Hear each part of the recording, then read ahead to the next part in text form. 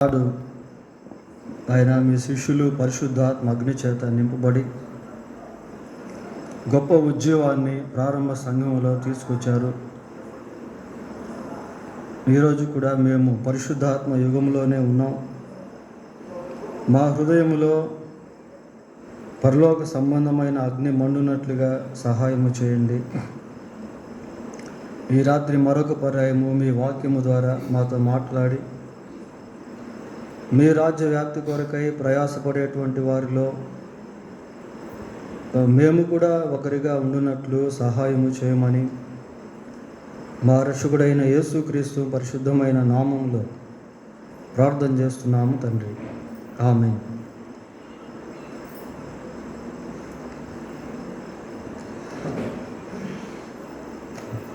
Bible గ్రంథంలో నుండి మత్తయి సువార్త 20వ అధ్యాయము. మత్తయి సువార్త 20వ అధ్యాయము మొదటి వచనాన్ని చదువుకుందాం.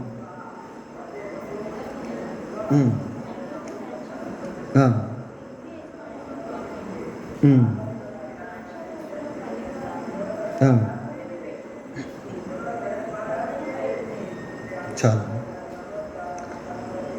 ఇప్పుడు మత్తయి సువార్త 20వ అధ్యాయము మొదటి వచనం నుండి 16వ వచనం వరకు మనం గమనించినప్పుడు, మరి అక్కడ ఒక ఇంటి యజమానుడు, ఆ యజమానుని దగ్గర గృహ నిర్వాహకులు, పనివారు, ఆ యజమానునికి ఉన్నటువంటి ద్రాక్ష తోటలో పనిచేసేదానికి పలువురు పనివారు, చివరి భాగంలో వారికి జీతాలు, ఇలాంటివన్నీ కూడా ఈ ఉపమానంలో మనము చూస్తాం. ఇక్కడ కనబడుతున్నటువంటి ఇంటి యజమానుడు ఎవరు అంటే దేవుడు అని మనం చెప్పుకోవచ్చు ప్రియులారా. ఈ యజమానుడు ఉదయాన్నే బయలుదేరాడట. దేనికి అంటే తనకు ఒక ద్రాక్ష తోట ఉంది, ఆ తోటలో పనిచేసేదానికి పనివారు కావాలి. ప్రొద్దునే బయలుదేరి కొద్దిమంది పనివారిని కనుగొని వారిని పనిలో పెట్టుకున్నాడు. దినమునకు 1 దీనారము చొప్పున పనివారితో ఒడంబడి తన ద్రాక్ష తోటలోనికి వారిని పంపెను. మళ్ళీ 4వ వచనాన్ని చదివితే ఏమనుంది అక్కడ? తర్వాత 3వ వచనం చూద్దాం. తరువాత అతడు దాదాపు 9 గంటలకు వెళ్ళి సంత వీధిలో ఊరక నిలిచి ఉన్న మరికొందరును చూచి, ఎన్ని గంటలకు వెళ్ళాడు? మళ్ళీ 9 గంటలకు వెళ్ళాడు. ఉదయాన్నే ఒకసారి వెళ్ళాడు, మళ్ళీ 9 గంటల సమయంలో మరొక పర్యాయము వెళ్ళి ఇంకా కొద్దిమందిని తన ద్రాక్ష తోటలో పనివారినిగా కుదుర్చుకున్నాడు. 5వ వచనానికి వస్తే 12 గంటలకును 3 గంటలకును అతడు మరలా వెళ్ళి అలాగే చేశాను. ఎన్నిసార్లు వెళ్ళాడు? ఇప్పటికి 4 సార్లు వెళ్ళాడు. ఉదయాన్నే వెళ్ళాడు, 9 గంటలకి వెళ్ళాడు, 12 గంటలకి వెళ్ళాడు, మళ్ళీ 3 గంటలకు కూడా వెళ్ళాడు. తర్వాత 6వ వచనానికి వచ్చేసరికి చూడండి, 6వ వచనం చదవండి. తిరిగి దాదాపు 5 గంటలకు వెళ్ళి మరికొందరు నిలిచి ఉండగా చూచి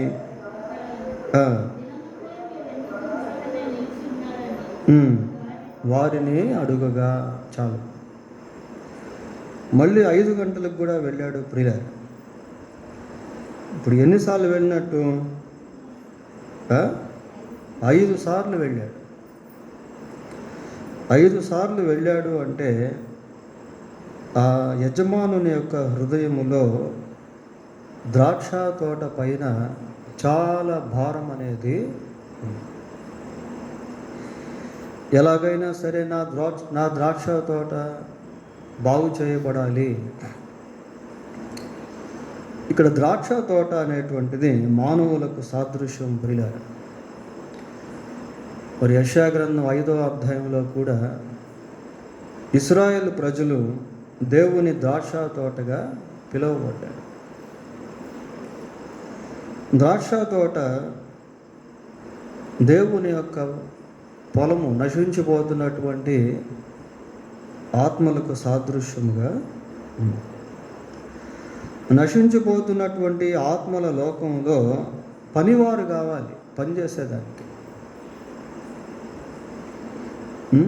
యజమానుని హృదయములో ద్రాక్ష తోట విషయంలో ఎలాగైతే భారం ఉందో, నశించిపోతున్నటువంటి ఆత్మల విషయంలో దేవుడు అటువంటి భారాన్ని కలిగి ఉన్నాడు. చూడండి, యోనా గ్రంథం 4వ అధ్యాయము 11వ వచనాన్ని చదువుదాం. అయితే 120,000 కంటే ఎక్కువై కుడి ఎడమలు ఎరుగని జనమును, బహు పశువులను గల నినెవే మహాపురము విషయములో నేను విచారపడవద్దా అని యోనాతో సెలవించాడు. నినెవా ప్రాంతంలో పాపులేషన్ ఎంత అంటే 120,000 కంటే ఎక్కువ మంది ఉన్నారు. 120,000 కంటే ఎక్కువ మంది ఉన్న ఆ నినెవా పట్టణం విషయంలో దేవుడు ఏమనుకున్నాడు అంటే, చూడండి 1:2లో చదివితే, నినెవా పట్టణస్థుల దోషము నా దృష్టికి ఘోరమాయను గనుక నీవు లేచి నినెవాకు మహాపట్టణమునకు పోయి దానికి దుర్గతి కలుగునని ప్రకటించింది. యోనా వెళ్ళి అంటున్నాడు, 3వ అధ్యాయం 4వ వచనంలో ఏమంటున్నాడు, ఇక 40 దినములకు నినెవా పట్టణము నాశనం అయిపోద్ది. God has given it 40 days. 40 రోజులకి నినెవా పట్టణము నాశనం అయిపోద్ది. ఎందుకు దేవుడు యోనాను నినెవా పట్టణానికి పంపించాడు అని అంటే, నినెవా పట్టణంలో ఉన్నటువంటి ప్రజలు నాశనానికి గురైపోయి ఉన్నారు, నాశనానికి దగ్గరగా ఉన్నారు ప్రియులారా. వాళ్ళ యొక్క దుష్టత్వము, దోషము దేవుని దృష్టిలో ఎంతో ఘోరంగా కనబడతాం. So God wanted to destroy the city. కాబట్టి దేవుడు ఆ పట్టణమును నాశనం చేయాలని ఉద్దేశించాడు. ఒక పక్క నాశనం చేయాలని ఉద్దేశించినప్పటికీ, రెండవ పక్క ఆయన హృదయంలో ఆ ప్రజల పట్ల ఎంతో భారాన్ని కలిగి ఉన్నాడు ప్రియులారా. ఎంతో భారాన్ని కలిగి ఉన్నాడు. దాన్నే ఇక్కడ యోనాతో పంచుకుంటా ఉన్నాడు. ఏమని చెప్తున్నాడు, 120,000 కంటే ఎక్కువైన కుడి ఎడమలు ఎరగని జనమును, బహు పశువులను గల నినెవా మహాపురము విషయంలో నేను విచారపడవద్దా. ఆయన హృదయంలో విచారం ఉంది ప్రియులారా. అయ్యో, ఈ ప్రజలు కూడా నా ద్వారా సృష్టింపబడినటువంటి వారే. ఈ రోజుల్లో కూడా దేవుడు ప్రపంచాన్ని చూసినప్పుడు ఆయన హృదయంలో ఎంతో విచారము, ఎంతో దుఃఖం, ఎంతో బాధ. ఈరోజు మరి ఎంతమంది చనిపోయారో మనకు తెలియదు, దేవుని ఎరగకుండా. ప్రతిరోజు ప్రతి క్షణము ఎంతోమంది ఎన్నో ప్రాంతాల్లో దేవుణ్ణి ఎరగకుండా చనిపోతా ఉన్నారు. అటువంటి వారి విషయంలో దేవుడు ఎంతో దుఃఖపడుతున్నాడు ప్రియులారా. యెహెజ్కేలు గ్రంథం 18:23 కూడా చదువుదాం. 18:23. దుష్టులు మరణము నొందుట చేత నాకు ఏమాత్రమైన సంతోషము కలుగునా, వారు తమ ప్రవర్తనను దిద్దుకొని బ్రతుకుటే నాకు సంతోషం. దుష్టుడు మరణం నొందుట నాకు ఏమాత్రం సంతోషము. ఏమాత్రం అనే పదం ఎందుకు వాడాడు అక్కడ? ఏమాత్రము అంటే 1% కూడా సంతోషం లేదు దేవుడు. కొంచెం కూడా సంతోషం లేదు. మనుషులు దుష్టత్వంలో ఉన్నప్పటికీ, వాళ్ళు నాశనానికి వెళ్ళుట దేవుని మనసులో కొంచెం కూడా సంతోషం లేదు ప్రియులారా. వాళ్ళు తమ ప్రవర్తన దిద్దుకొని బ్రతుకుటయే నాకు సంతోషం. That is the heartful desire of God towards human beings. మానవ జాతి పట్ల దేవుని హృదయంలో ఉన్నటువంటి భారము ప్రియులారా. పేతురు రాసిన 2వ పత్రిక 3వ అధ్యాయము, పేతురు రాసిన 2వ పత్రిక 3వ అధ్యాయము 9వ వచనాన్ని చదువుదాం. కొందరు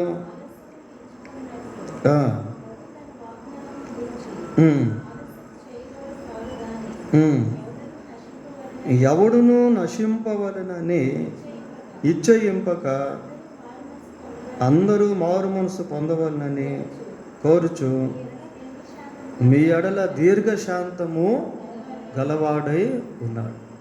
ఎవడునూ నశించుటకు దేవునికి ఇష్టం లేదు పిల్లలు. ఎవడునూ నశింపవలనని ఇచ్చయింపక. లోకంలో 800 కోట్లకు పైగా జనాలు ఉన్నప్పటికీ వారిలో ఒక్కరు కూడా నశించుట దేవునికి ఇష్టం లేదు. ఎందుకు అంటే Jesus paid in full for all. Jesus paid in full for all. అందరి కొరకు యేసుక్రీస్తు ప్రభువు సంపూర్తిగా మరణించాడు ప్రియులారా. యేసుక్రీస్తు ప్రభు సంపూర్తిగా మనుషులందరి కొరకు మరణించాడు. బైబిల్లో మనం చూస్తాం, క్రీస్తు మన పాపముల కొరకు మృతి చెందెను. సంపూర్ణ మరణం అది. ఆ మరణం కూడా ఏదో it is not an unexpected death. అదేదో ఆకస్మికంగా జరిగినటువంటి మరణము కాదు. ఇప్పుడు దారిలో వెళ్తూ ఉంటే యాక్సిడెంట్ అయ్యి కొద్దిమంది చనిపోతారు. అన్ఎక్స్పెక్టెడ్ డెత్ అది. కొద్దిమంది రాత్రి నిద్రపోతూ ఉంటారు, నిద్రలోనే హార్ట్ అటాక్ వచ్చి చనిపోతారు. హఠన్ మరణం అంటారు దాన్ని. కొద్దిమంది ఆత్మహత్య చేసుకొని చనిపోతారు. Within seconds they will be dead. కానీ యేసు ప్రభు ఆ విధంగా చనిపోలేదు. ఆయన క్రూరముగా హింసించబడి, బాధించబడి, వేధించబడి, ఎంతో దుఃఖంతో, ఎంతో బాధతో, ఎంతో వేదనతో, ఎంతో కన్నీరుతో, ఎంతో ఘోరముగా దారుణ హింసలతో యేసుక్రీస్తు ప్రభువు మరణించాడు. మన అతిక్రమ క్రియలను బట్టి ఆయన గాయపరచబడాను. ఒక్క గాయం కాదు ప్రియులారా, శరీరం అంతా కూడా గాయాలి. మనుషులు చూడనొల్లని విధంగా ఆయన ముఖవర్చస్సు మారి, మన దోషములను బట్టి ఆయన నలగొట్టబడెను. He was crushed. నలగొట్టబడ్డాడు. ఆయన చనిపోయిన తర్వాత కూడా నిర్ధారణ కొరకు ఆయన ప్రక్కలో బల్లెపు పోటు పొడిచితే రక్తము నీరు రెండు కూడా కాదు. అంటే హీ పెయిడ్ ఇన్ ఫుల్. పూర్తిగా ఆయన వెల చెల్లించాడు ప్రియులారా. ఎవరి కొరకు అంటే ఫర్ ఆల్ హ్యూమన్ బీయింగ్స్. అందరి కొరకు యేసుక్రీస్తు ప్రభు చనిపోయాడు. అందరి కొరకు అంటే అప్పుడు, ఇప్పుడు, ఎప్పుడు ఉండేటువంటి వారు అందరి కొరకు కూడా యేసుక్రీస్తు ప్రభు చనిపోయాడు. అందుకే బాప్తీసం ఇచ్చి యోహాను ప్రభువుని గురించి మాట్లాడుతూ ఏమంటాడు? ఇదిగో లోక పాపమును మోసుకొని పోవు దేవుని గొర్రెపిల్ల. లోక పాపమును మోసుకొని పోయేటువంటి దేవుని గొర్రెపిల్ల. అదేదో యూదుల పాపమో, క్రైస్తవుల పాపమో, పూర్వీకుల పాపమో కాదు.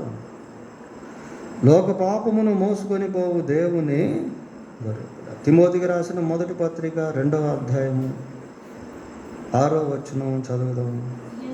ఈయన అందరి కొరకు విమోచన క్రయధనముగా తన్ను తానే సమర్పించుకొని, అందరి కొరకు విమోచన క్రయధనముగా తన్ను తానే సమర్పించు. అందరి కొరకు ప్రియులారా, లోకంలో ఉన్న మనుషులందరి కొరకు యేసుక్రీస్తు ప్రభువు విమోచన క్రయధనముగా తన్ను తానే సమర్పించుకున్నాడు.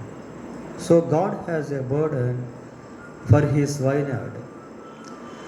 తన ద్రాక్ష తోట విషయమై దేవుడు ఎంతో భారాన్ని కలిగి ఉన్నాడు.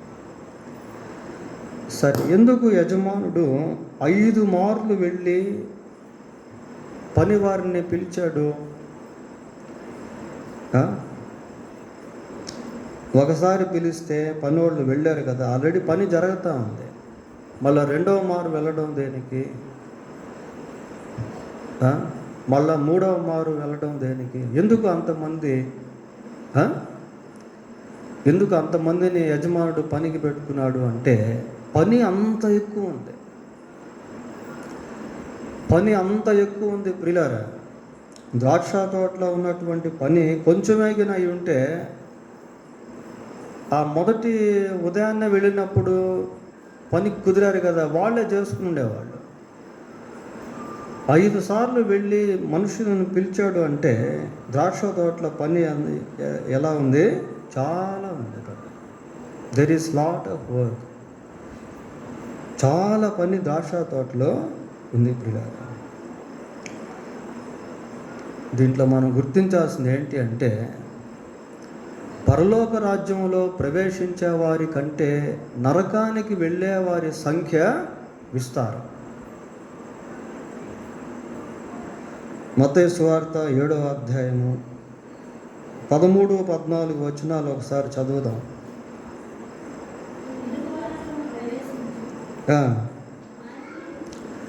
నాశనమునకు పోవు ద్వారము వెడల్పును ఆ దారి విశాలమునై ఉన్నది, దాని ద్వారా ప్రవేశించువారు అనేకులు. జీవమునకు పోవు ద్వారము ఇరుకును, ఆ దారి సంకుచితమై ఉన్నది, దాన్ని కనుగొన్న వాళ్ళు ఎంతమంది ఉన్నారు? కొద్దిమందే ఉన్నారు. జీవమునకు పోయేటువంటి దారిలో నడుస్తున్నటువంటి వాళ్ళు కొద్ది మంది పిల్లలు. నాశనమునకు పోయేటువంటి దారిలో అనేకులు ఉన్నారు. వేల సంఖ్యలో, లక్షల, కోట్ల సంఖ్యలో ఉన్నారు. కోట్ల సంఖ్యలో ఉన్నారు ప్రియులారా. రక్షణ పొంది మరణించేటువంటి వారి కంటే రక్షణ పొందకుండా మరణించేటువంటి వారి సంఖ్య ఎక్కువ ఉంది ప్రియులారా.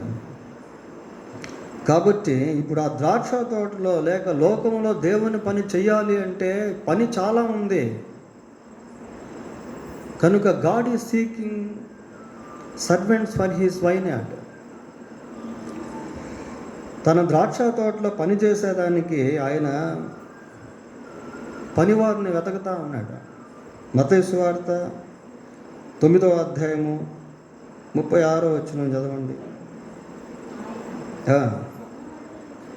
సమూహమును చూచి వారు కాపరి లేని గొర్రెల వలె విసికి చెదిరి ఉన్నందున వారి మీద కనికరపడి, ఏంటంట, కోత ఎలాగుంది? విస్తారంగా ఉంది. పనివారు ఎంతమంది ఉన్నారు? కొద్దిమంది. కోత ఏమో విస్తారంగా ఉంది, పనివాళ్ళు మాత్రం కొద్దిమందే ఉన్నారు. కాబట్టి యజమానుడు ఏం చేస్తున్నాడు? ఉదయాన్నే వెళ్ళాడు, 9 గంటలకు వెళ్ళాడు, 12 గంటలకు వెళ్ళాడు, 3 గంటలకు వెళ్ళాడు, మళ్ళీ 5 గంటలకి. కోత ఎక్కువ ఉంది, పని మాత్రం ఎక్కువ ఉంది, పనివాళ్ళు మాత్రం తక్కువ ఉన్నారు. ఇప్పుడు క్యాలిక్యులేట్ చేసామనుకోండి టైము, పని ఎప్పటి నుంచి ఎప్పటి దాకా జరిగింది అని అంటే, ఉదయం నుంచి సాయంత్రం వరకే పని జరిగింది. మళ్ళీ సాయంత్రం లెక్కలు చూసి అందరినీ పంపించేశారు. అంటే సుమారుగా 12 గంటలు జరిగింది అనుకోండి పని. సుమారుగా 12 గంటలు పని జరిగింది ప్రియులారా. ఒకవేళ ఉదయం 6 నుంచి సాయంత్రం 6 గంటల వరకు మనం కౌంట్ చేసాం అనుకోండి, 6 నుంచి 6 గంటలకి ఎన్ని గంటలు? 12 గంటలు. 12 గంటలు 12 గంటలు పని జరిగింది.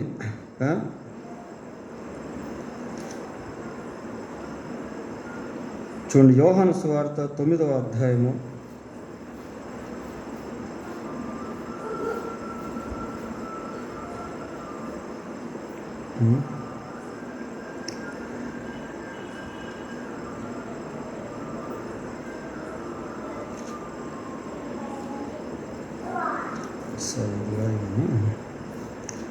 పగలు 12 గంటలు ఉన్నప్పుడు మనం కలిసి పని చేయాలని యేసుక్రీస్తు ప్రభు అంటాడు పిల్లలు.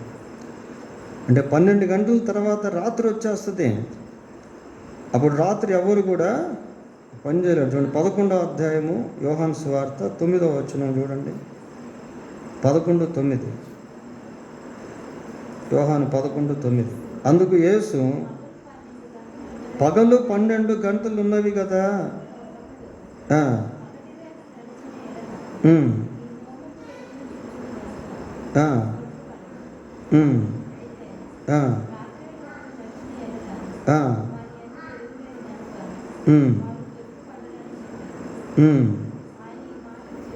సరే సరే చాలు, ఇది కాదు ఏమా 4. అది ఎక్కడ? 9:4.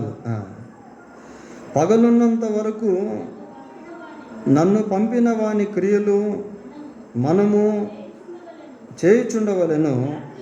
రాత్రి వచ్చుచున్నది, అప్పుడు ఎవడును పని చేయలేదు. పగులున్నంత వరకు నన్ను పంపిన వాని క్రియలు ఎవరు చేయాలట? నేను అంటున్నాడా? అంటంలా మనము చేయుచుండవలెను అంటున్నాడు. ఆయనతో పాటు మనల్ని కలుపుకుంటున్నాడు ప్రియులారా. కాబట్టి రాత్రి వచ్చినప్పుడు ఎవరు పని చేయలేరు. అంటే దీంట్లో అర్థం ఏంటంటే, సమయం ఉన్నప్పుడే మనం పని చేయగలం, ఆయుష్ ఉన్నప్పుడే మనం పని చేయగలం, పని ఉన్నప్పుడే మనం పని చేయగలం. రాత్రిపూట మనం పని చేయలేము.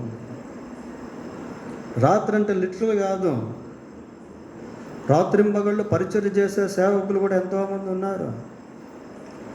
దీని అర్థం ఏంటి అని అంటే, సమయం ఉండగానే దేవుని పరిచర్య చెయ్యాలి అని. సరే, యజమానుడు వెళ్ళి 5 సార్లు మనుషులను పిలుచుకొచ్చాడు ప్రియులారా.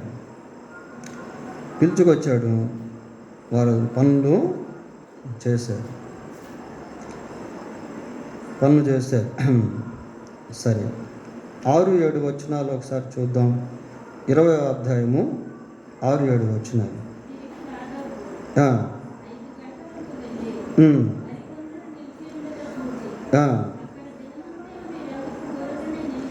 అయ్యా, దినమంతా కూడా మీరు ఎందుకు ఊరికే నిలిచి ఉన్నారు? ప్రియులారా, ఇక్కడ ఒక విషయం మనం చూస్తాం. ఏంటంటే, లాస్ట్ 6 గంటలకి అందరినీ పిలిచి జీతం ఇచ్చాడు. అందరినీ పిలిచి జీతం ఇచ్చేటువంటి టైంలో 1 గంట పనిచేసినటువంటి వాళ్ళకు కూడా 1 దేనారమే ఇచ్చాడు.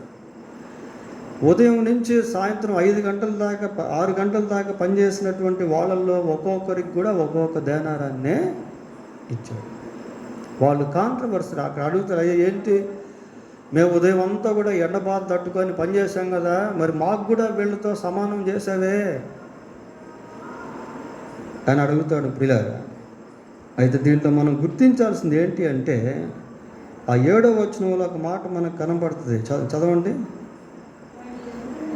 ఎవడును మమ్మను కూలికి పెట్టుకోలేదు, ఎవడు కూడా మమ్మల్ని కూలికి పెట్టుకోలేదు అంటున్నాడు పిల్లలు. దినమంతా కూడా వాళ్ళు ఊరికే నిలబడుకున్నారు అక్కడ,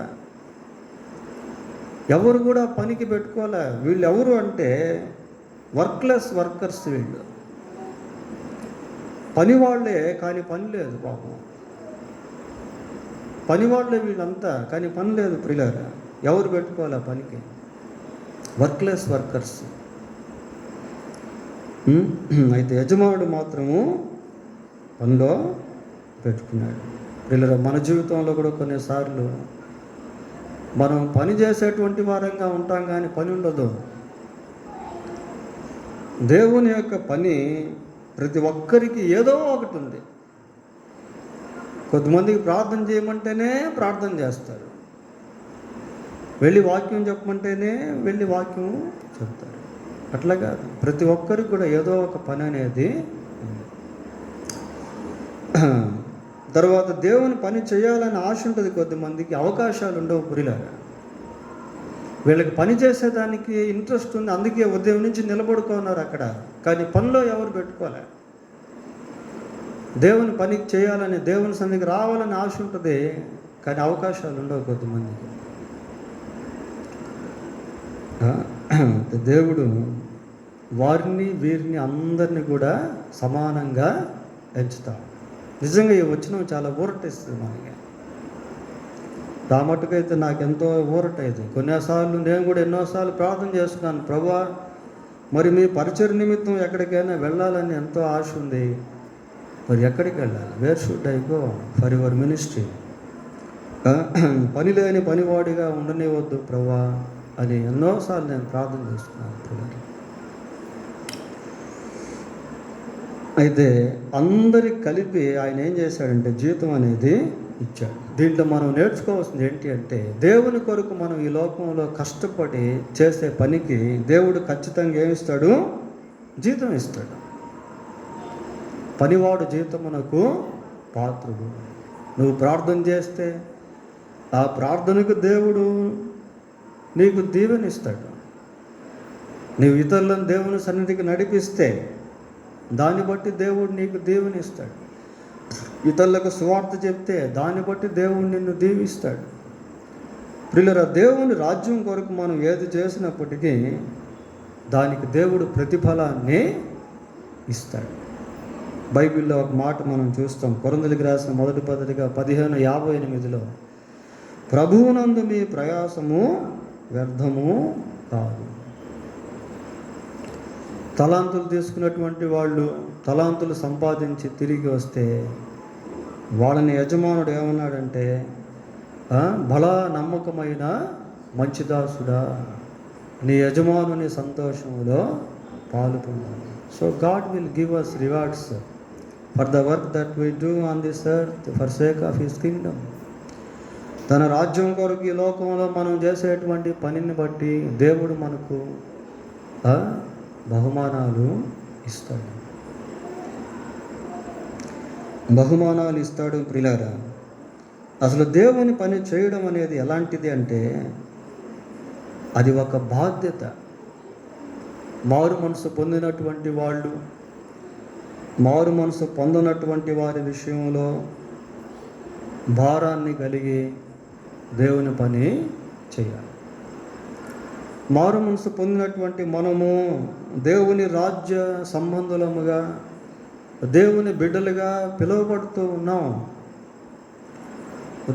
దేవుని బిడ్డలుగా చేయవలసినటువంటి పనులలో ఒక పని ఏంటి అంటే, చూడండి, మత్తయి సువార్త 5:9 చదువుతాం. 5:9 సమాధానపరచువారు ధన్యులు, వారు దేవుని కుమారులు అనబడుతారు.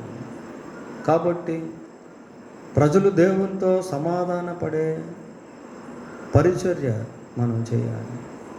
అంటే ఇతరులకు దేవుని యొక్క సువార్తను ఏదో ఒక విధంగా తెలియజేయాలి. వాళ్ళు దేవుని నమ్ముకున్నారనుకోండి, దేవునితో సమాధాన పడ్డారనుకోండి, వాళ్ళు కూడా దేవుని బిడ్డలుగా మారుతారు. దేవునితో సమాధాన పడుడని దేవుని పక్షమందు మేము మిమ్మల్ని వేడుకుంటున్నాము, రాయబారులుగా ఉన్నాము అని పౌలు కొరింథీయులకు రాసిన 2వ పత్రిక 5వ అధ్యాయంలో చెప్తాడు. ప్రియులారా, తర్వాత దేవుని పరిచర్య చేయడం అనేటువంటిది ఎలాంటిది అని అంటే, అది దేవుణ్ణి సంతోషపెట్టేటువంటిదిగా ఉంటుంది. లూకా సువార్త 15వ అధ్యాయము 10వ వచనం చదువుకుందాం. లూకా సువార్త 15వ అధ్యాయం 10వ వచనం. అటువలే మారు మనసు పొందు ఒక్క పాపి విషయమై దేవుని దూతల ఎదుట సంతోషము కలుగు. నీతో చెప్పుచున్నాను ప్రియులారా, దేవుని పరిచర్య చేయటం వలన దేవుడు ఎంతో సంతోషిస్తాడు. ఒక పాపి మారు మనసు పొందితే పరలోకంలో దేవునికి ఎంతో సంతోషం. తన దూతల ఎదుట దేవుడు ఎంతో ఆనందిస్తాడు, సంతోషిస్తాడు. కాబట్టి దేవుని పరిచర్య అనేది చాలా ప్రాముఖ్యము. అయితే పరిచర్య చేయాలి అంటే మనకు ఆ తలాంతులు కావాలి, మనకు అవకాశాలు కావాలి. ప్రియులారా, దేవుడే తలాంతులను ఇచ్చేటువంటి వాడు. మనం మత్తయి సువార్త 25:15 చదివితే అక్కడ యజమానుడు ఏం చేశాడు? దాసులను పిలిచి ఒక్కొక్కరికి తలాంతులు ఇచ్చాడు. ఒకరికి 5 తలాంతులు ఇచ్చాడు, ఒకరికి 2 తలాంతులు ఇచ్చాడు, ఒకరికి 1 తలాంతు ఇచ్చాడు. అలాగే యాకోబు పత్రిక 1:17 శ్రేష్టమైన ప్రతి ఈవియు సంపూర్ణమైన ప్రతి వరమును పర సంబంధమైనదై జ్యోతిర్మయుడగు తండ్రి యొద్ద నుండి వచ్చు. కాబట్టి దేవుడు మనకు తలాంతులు ఇస్తాడు, దేవుడు మనకు ఈవులను ఇస్తాడు. ఆ ఈవులతో, ఆ తలాంతులతో దేవుని యొక్క పరిచర్య మనము చేయాలి. సువార్త ప్రకటించాలి, ఇతరుల కొరకు ప్రార్థన చేయాలి, ఇతరుల కొరకు ప్రయాసపడ్డాం, వారిని దేవుని సన్నిధికి తీసుకొని రావాలి. ఇవన్నీ కూడా పరిచర్యలో భాగాలు. దేవుడు తన వాక్యాన్ని దీవించునుగాక. ప్రార్థన చేసుకుందాం.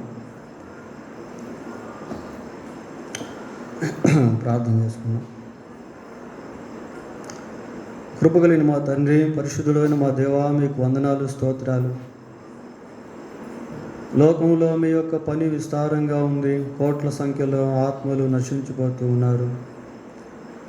వారి విషయమై ప్రభువా మీరెంతో భారం కలిగి ఉన్నారు నాయన. అటువంటి భారము మాకును దయచేయమని ప్రార్థిస్తూ ఉన్నాం. ఈ విస్తారమైన కోత పరిచర్యలో మేము కూడా ఏదో ఒక విధంగా పాలు పంపులు పొందినట్లు సహాయము చేయండి ప్రభువా. మనుషులందరి కొరకై ప్రాణం పెట్టిన రక్షకుడు, ఎవరు కూడా ప్రభువా నరకానికి వెళ్ళటం మీ చిత్తం కాదు నాయన. మీరు సంపూర్తిగా మరణించారు, ఎంతో వేదనతో, బాధతో, హింసతో. ప్రభువా మీరు మానవుని కొరకై ప్రాణం పెట్టావు నాయన. దాయన మీ యొక్క మరణము ఏ ఒక్క వ్యక్తి విషయంలో కూడా వృధా కాకుండానట్లుగా దేవా కనికరించి సహాయము చేయండి ప్రభువా. మమ్మను కూడా మీరు బలపరచండి, తలాంతులు ఇవ్వండి, ఈవులు ఇవ్వండి, మీ పరిచర్య కొరకై అవకాశాలు ఇవ్వండి. మమ్మను కూడా వాడుకొని ప్రభువా మీ ద్రాక్ష తోటలో భారం కలిగి పనిచేయుటకు మాకందరికీ సహాయం చేయండి. మా రక్షకుడైన యేసుక్రీస్తు పరిశుద్ధమైన నామంలో ప్రార్థన చేస్తున్నాము తండ్రి, ఆమేన్. పిల్లరా, ఈరోజు ఈ సువార్త పరిచర్య కొరకైన ప్రత్యేక ప్రార్థన కోరికను మనం కలిగి